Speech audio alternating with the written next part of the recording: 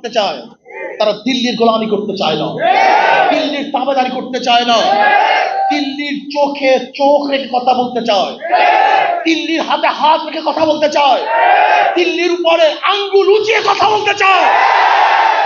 দিল্লির দালালি বাংলাদেশে চলবে না।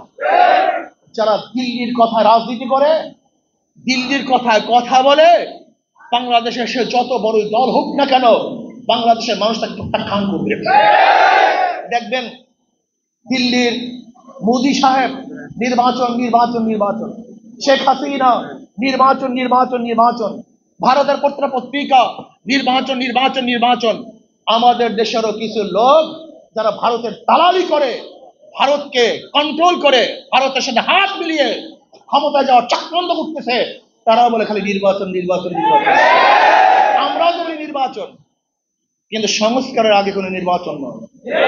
যদি সংস্কারের আগে নির্বাচন হয়, তাহলে চাঁদাবাজরা আবার ক্ষমতায় যাবে, লুটেরা আবার ক্ষমতায় যাবে, দুর্নীতিবাজরা আবার ক্ষমতায় যাবে।